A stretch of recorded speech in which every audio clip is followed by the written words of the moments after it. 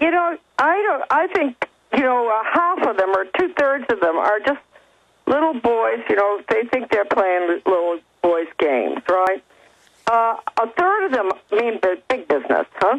I mean, one of my father's roommates, who I really liked very well, his name was Charles Spofford, and he was a very fine man, and I have nothing but good things to say about him. But when I was in the State Department in the late 50s in Middle Eastern affairs, all of a sudden I was in the elevator when the Suez Canal was blowing up or something was going on. Something was always going on out there. But anyway, on the elevator is Chuck Spofford. And so I said, hello, Mr. Spofford, and I found out that he was the legal counsel from Davis Polk for the Suez Canal Company. Ah. Huh? Okay. Now, that, I did write about that in, not in Antony's book, but in Fleshing Out Skull and Bones. I have a chapter in that book, right? I was asked to do a chapter in that book, which basically tells a lot of this stuff that we're talking about right now, Alex. So, anyway, Charles Spofford died, finally died, and interesting story. He had a horrible stroke, and he was divorced from his sort of fancy wife. He ended up marrying this lovely woman who I had known at Davis Polk when I worked there as a legal secretary. He married this gal who didn't have any fancy background or anything. She's a wonderful woman, and he spent the rest of his life, being taken care of by her. Now, these are the weird things about Skull and Bones people. Here he was, very famous all over the world. You could type his name in, Charles Spofford. He's a member of everything, the French Croix de Guerre, the blah-blah-blah. You know what my father said about him once? Oh, yes. He did. This is funny. At the dining room table once, my dad, he sat back. I guess he maybe had a few drinks, and he had a cigar, and he was talking about, he said, boy, it's really interesting how Chuck got that promotion. And I said, what are you talking about?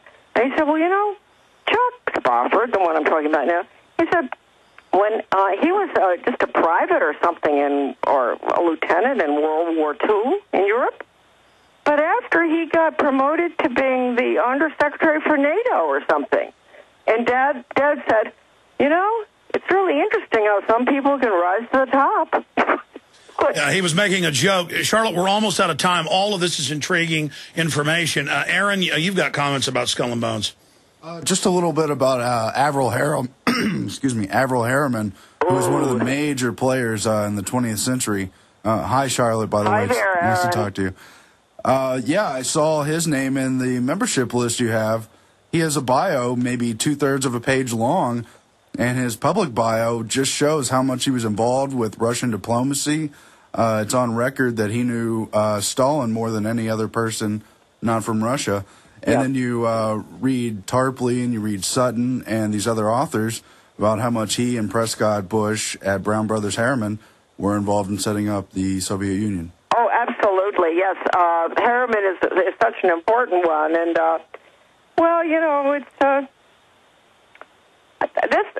it's just pure evil. That's all I can say. Any order like that, we start studying it or what their goals are. Even if they hadn't done all these awful things, the games they play and the horrible, what they go through to become a member, that I couldn't understand. My father was very sound, a very sound person. I can't even imagine him going through those ridiculous... Well, he's young. That's why the elite put their children into these organizations, is so it can be done by their peers, because they know they'll do things that peers say that they wouldn't do if their parents were telling them to do it. In fact, specifically, let's go back to your son and his research into the clock.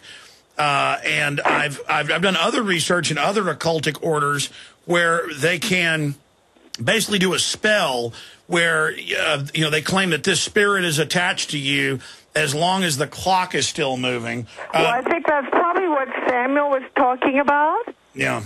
But you know what I did to it? I had these 3 copper balls on the top of it, and they needed to be repaired. So the guy at the shop said, well, look, I'll give you 3 eagles for the time being, Charlotte. So we took the gold balls off. There's 3 of them on the top of the clock, and I put 3 eagles up there. And, Skull and Bones must be having hysterics. Yeah, we've shown the photo of that clock. We'll show it again here in a moment.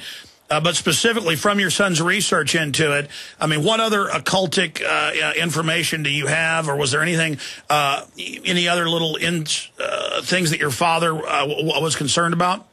No, I really can't be very helpful on that. Well, I know that what I have to say about the order and the lack of attention to certain very important things that they've been doing. It's okay to write about the order. You can say anything you want about the order, but don't touch education. And that we know because that, what's her name, Samantha, what's her name, the gal who wrote the book when Tony's book was coming out on fleshing out Skull and Bones? Yes, Alexandra Thompson, I believe. Yeah, well, whatever. She wrote Secrets of the Tomb. Let me look up her name real quick. Go ahead. Yes. It's important to point this out because just before America's Secret Establishment by Sutton came out, they found out, and they got her to write that book, I think. This is what I've heard, okay? And if you look at her book and any other book that's been written or allowed to be reviewed or whatever, you see nothing about education. Nothing. And as far as I'm concerned, of course, turning over all our secrets and stuff to the Soviet Union is total treason, right? But the method, the Pavlovian, the method coming out of Leipzig, Germany, and it was Skull and Bones, it was Hopkins University that sent these guys over there originally. It was a mind control program that they were going to bring in, and she must have gotten married because now her last name is Alexandra. No, it's Alexandra Robbins. That's her name. Go ahead. That's her name. And if you read her book, it's good, but there isn't a single mention of the mind control method that came out of Well, by the way, she comes Leipzig. from another, what is it, Scroll and Key or Order of the Serpent? Because I had her on. She admits she comes from one of the other elite groups. Yeah, well, that's interesting. I didn't know that. But, again, what I want to point out is that the reason that the fact that they won't mention education shows that is really the most important thing that happened was their role in bringing that horrible method over from Leipzig. And I know Tony Sutton, he was also very interested in the work done by Paolo Leone. And I want to tell your people to go on the Internet, look, and Google this book. It's called The Leipzig Connection. Leipzig, Germany, okay, connection. And it may not talk about Skull and Bones. It does talk about a lot of the German professors and everything.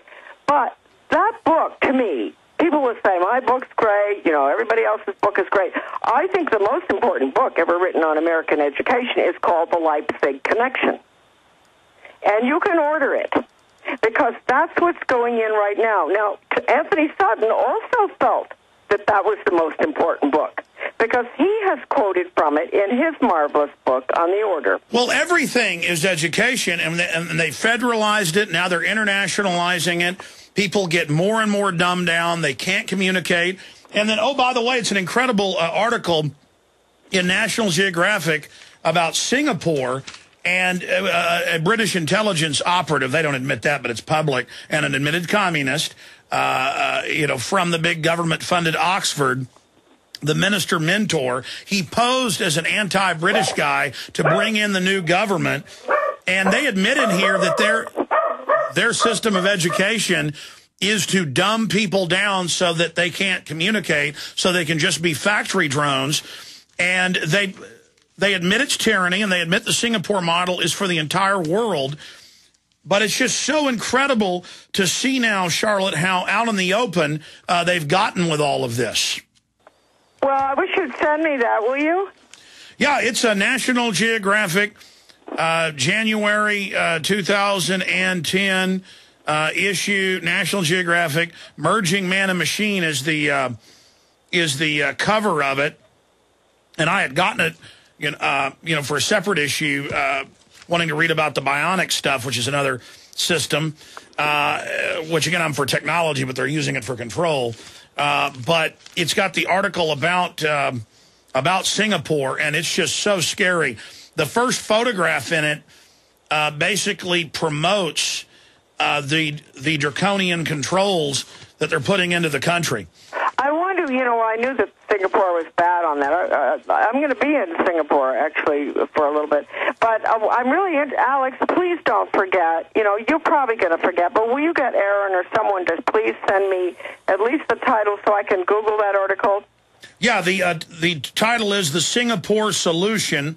How did a sleepy little island transform into a high-tech powerhouse in one generation? It was all in the plan. Now, they don't tell you it was British intelligence, staged the peaceful handover of power. Kind of like the Queen of England still runs Canada and Australia and can suspend the parliament anytime she wants. It's all on record. It's the same thing here, but they admit the population is dying out. That's good. Oh, it's kind of sad. Yeah, isn't that sad? But that's and that people have no creativity and are slaves. But it's just how wonderful it is. In fact, show me document cam shots here, guys.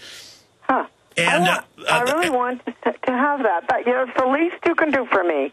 Of course, I'll send it to you. And they talk about the minister mentor, the leader, Lee Kuan Yew, and how he rules everything, and how it's a total control society. And just how wonderful it is, and how it's the model for the rest of the planet. And you may not like it, but they know best. I really want that, because I think that's what's going in here too. And if a child kicks a milk carton down the corridor in the high school, he's going to have his hand cut off in Singapore.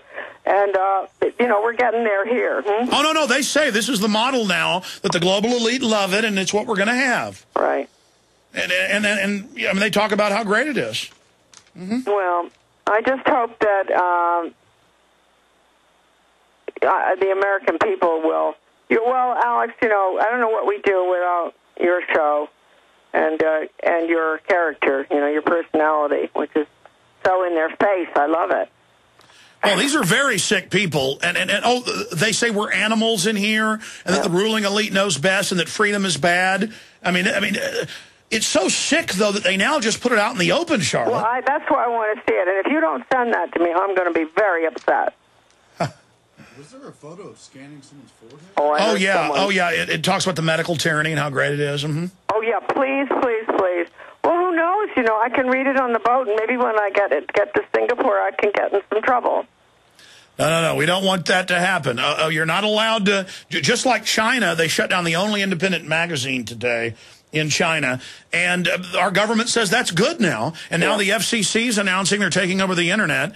Now, that's big news today, and Jay Rockefeller says we'd be better off without it. I mean, they're really just out in the open. I know. Well, anyway, I don't know what else I can tell you about the order at Yale, except I'm positive that it is a branch of a very important branch of the Illuminati. I'm really pretty positive of that. Well, it's the only direct branch to the Illuminati that's documented. That's right. Of the original Illuminati, and that's confirmed. And the guys did see the book, the original book that I have, by Robeson. And that's an extraordinary book in itself. I mean, the fact that one page there sounds like out of a United States global education textbook. It's amazing. It talks about dropping borders and changing the children's values.